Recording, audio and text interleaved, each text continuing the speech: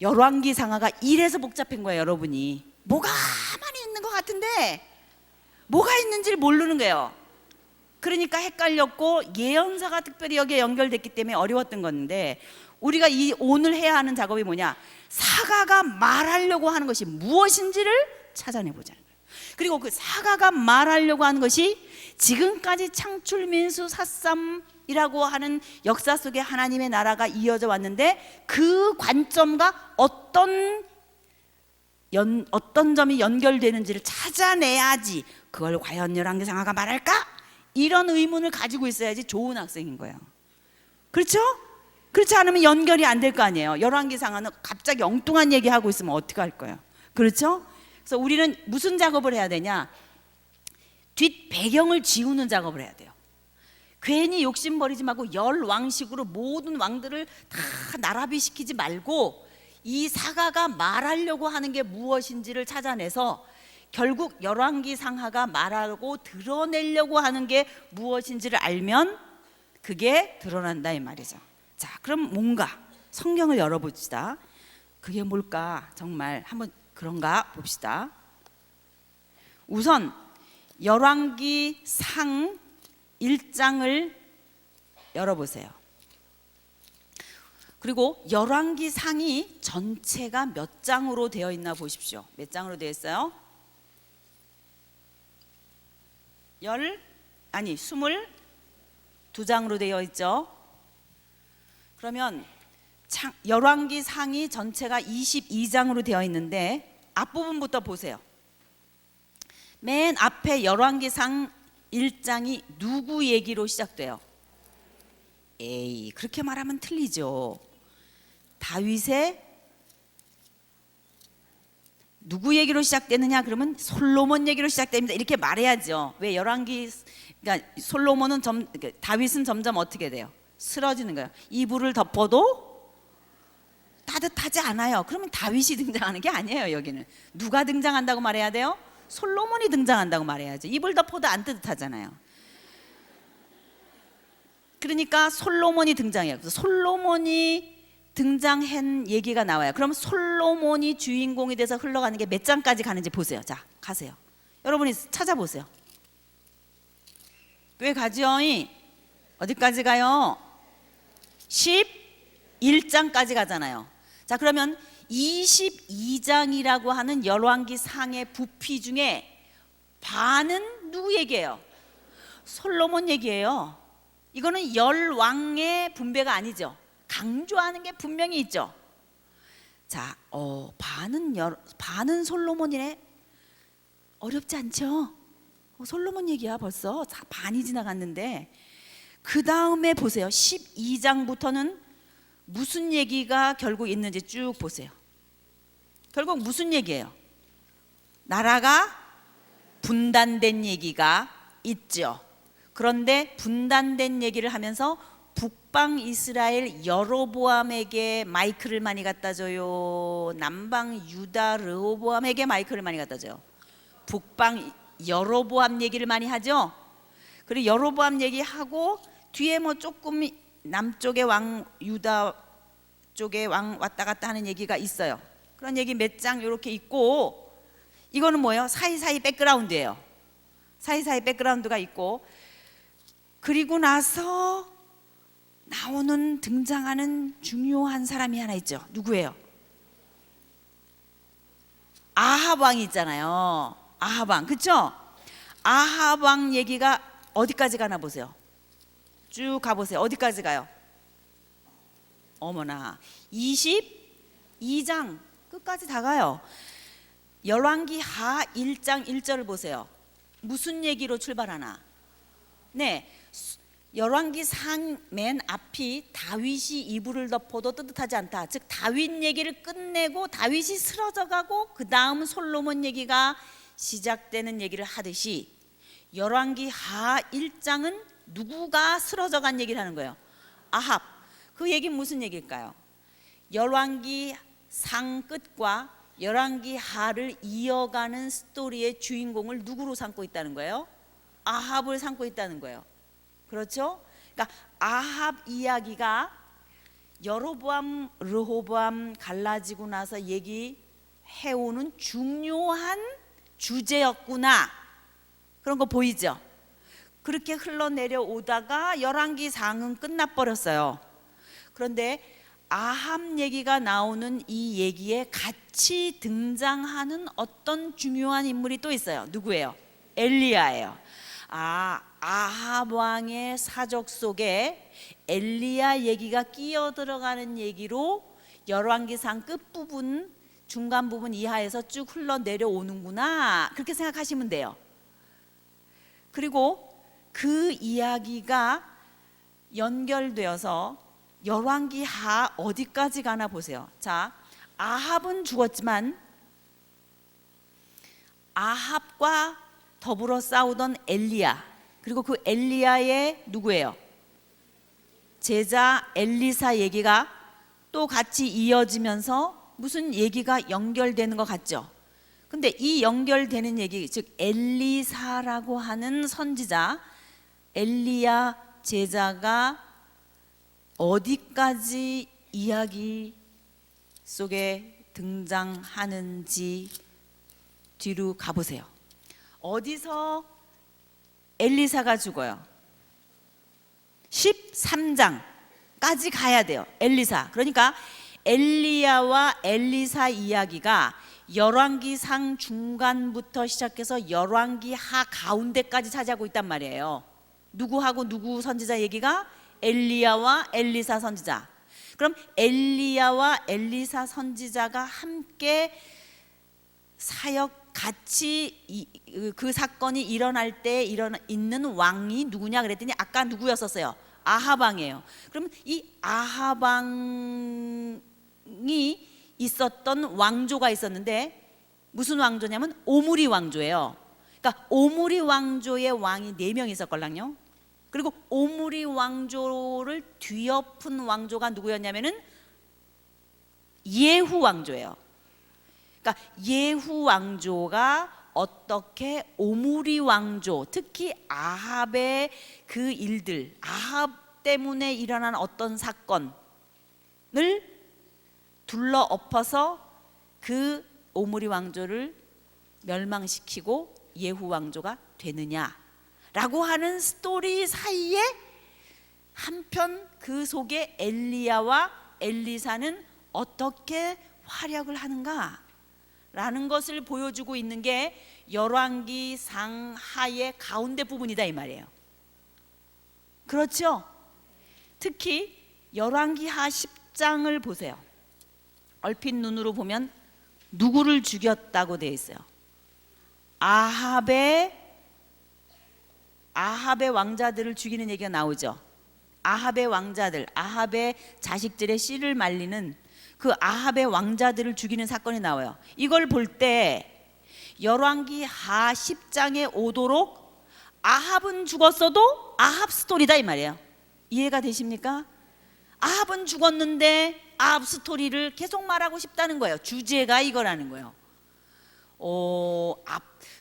열왕기상 앞에 솔로몬 얘기 한참 하고 르호보암, 여로보암 갈라진 얘기 하더니 그 다음에 가운데는 예후 왕조, 오므리 왕조에 속한 아합의 어떤 사건을 들어서 얘기하다가 그것이 예후 왕조까지 넘어가면서 그 아합의 사건이 어떻게 결말을 맺는지를 보이며 그 사이에 엘리야와 엘리사는 어떤 역할을 하는지를 보이고 있구나, 이렇게 감잡으시라고요. 그 얘기가 나오더니 열왕기상 한 2-3장 조금 지나고 몇 장이에요? 한 7장인가요? 17장에 가니까 그만 북방 이스라엘이 어떻게 돼요? 멸망해요. 어머, 벌써 망하네요. 벌써 망했어요. 그러면은 열왕기상 그러면 앞부분에 솔로몬, 그다음에 르호보암, 여로보암 갈라진 얘기, 가운데는 아합을 중심으로 한 오므리 왕조와 무슨 왕조? 예후 왕조 사이에 엘리야와 엘리사가 섞여 있는 어떤 그 얘기. 그리고 조금 가다간 그만 북방 이스라엘은 어떻게 뻐려요? 망해요. 그걸로 보아 열왕기상은 남방 유다 역사보다는 북방 이스라엘의 역사에 더 초점을 맞추고 있구나, 그거 알 수 있겠죠. 북방 이스라엘 역사 중에서도 특히 누구 얘기에게 초점 맞추고 있는 거예요? 아합 얘기에게 초점을 많이 맞추고 있구나, 그게 해바라기구나, 보이죠? 그리고 조금 지나니까 그냥 북방 이스라엘이 어떻게 됐대요? 망했대요.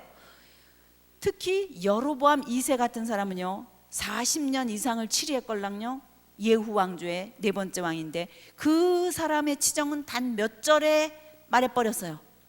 어떤 왕은 몇 장에 걸쳐서 말하고 어떤 왕은 더 오래 치정을 했는데도 몇 절에 짝 끊어버려요.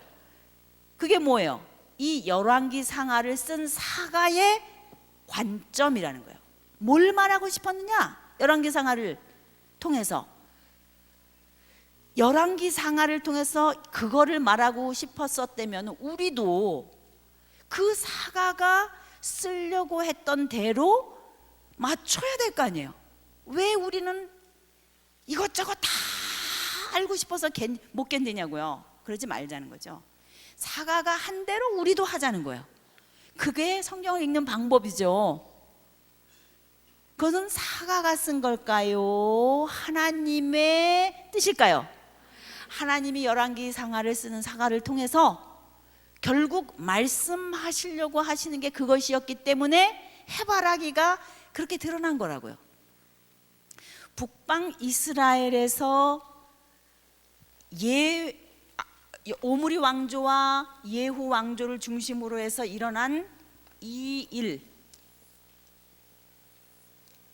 그러니까 갈라졌죠. 처음에 솔로몬이었다가 여로보암과 뭐예요? 르호보암. 가는데 가운데는 거의 다 무슨 얘기예요? 아합 왕에 관계된 얘기, 예후 왕조와 여기 오므리 왕조의 얘기다. 그리고 조금 가더니 그만 여기서는 어떻게 됐어요? 멸망. 거의 다 어디 얘기하고 있어요? 북쪽 얘기하고 있죠? 여기 얘기를 하고 있다 이 말이에요. 열왕기 상하라고 하는 책은 남쪽 유다 지파의 이야기보다는 북쪽 이스라엘 지파의 얘기를 많이 하고 싶어 하면서 그것도 아합을 중심으로 한 얘기를 많이 하고 있구나. 그리고 나라가 멸망했구나. 나라가 멸망한 다음에 밑에를 내려다 보니까 여기는 남방 유다의 역사 중 어느 왕이 있는 건지 알아요? 히스기야. 그래서 18장, 즉 17장 북방 이스라엘이 멸망하는 이야기 다음에 그 나라가 북방 이스라엘이 피가 섞인 얘기를 하고 18장에 들어서면 히스기야가 나오는 거예요. 보세요. 18장. 맞죠? 이제는 북방 이스라엘 얘기할 거 있어요? 없어요? 없어요. 망했으니까. 이제는 어느 나라 얘기만 해야 될까요? 남방 유다 얘기만 할 수밖에 없겠죠. 그래서 남방 유다 얘기를 이게 18장에서 하는 거예요. 그래서 18장에 오면은 그제서야 남방 유다 얘기를 하고 있어요.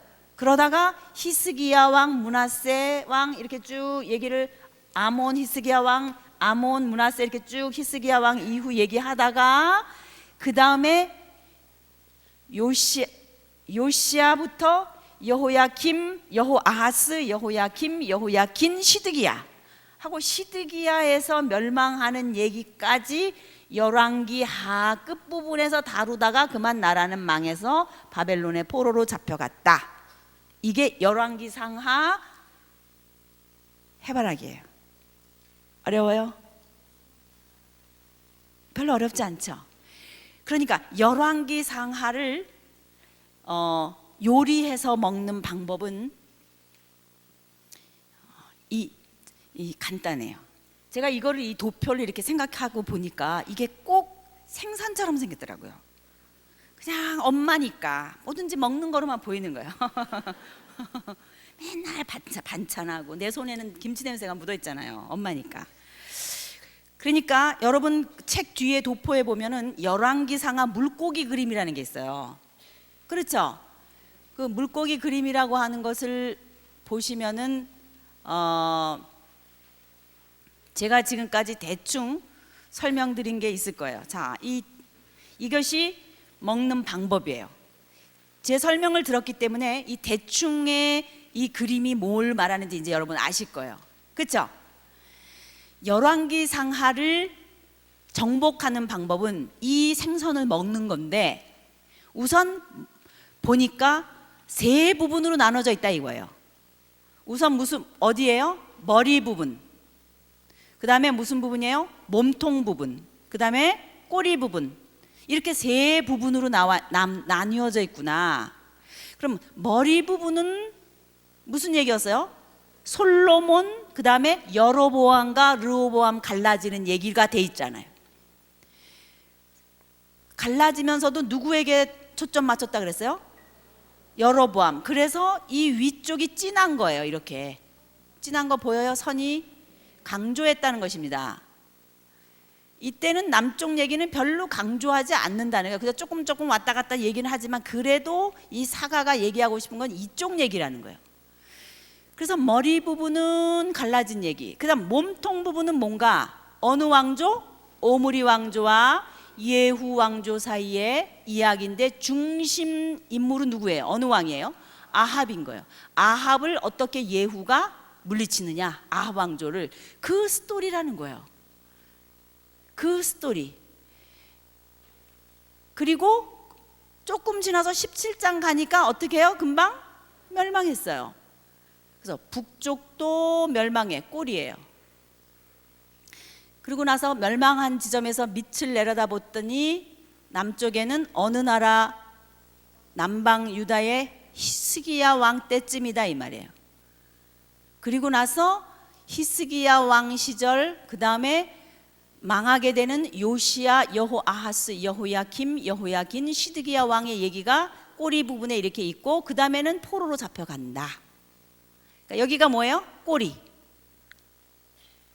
열왕기 상하 물고기 그림 이해하시겠습니까? 어려워요? 안 어려워요? 안 어려워요. 이런데 사이사이에 있는 얘기는 아까 뒤에 달력, 시계, 먹다 남은 거, 아이스 깨끼 이런 것처럼 아 이게 배경 그림이구나 일단 그렇게 생각하고 중심 주제만 찾아서 우선 연결시켜서 읽고 사이사이에 집어넣으면 돼요. 성경이 그렇게 하니까. 그리고 더 자세히 깊이 있게 열왕기 상하를 연구하려면 하나씩 가볍게 옅은 터치로 하지만은 그거를 살려줘야 배경 그림도 있어야 주제가 살아나는 거잖아요. 그건 그때 가서 할 일이라고요. 이해가 되시죠? 자, 이렇게 열왕기 상하 물고기 그림 스케치를 해놓고 이 하나하나가 무슨 뜻인지, 그리고 특별히 꼬리 부분의 역사가 어떤 내용인지를 알아야 그 다음에 신약으로 연결되는 포로 시대랑 붙어요. 거기가 붙어요. 그러니까 오늘 열왕기 상하 물고기 그림 스케치만 했어요.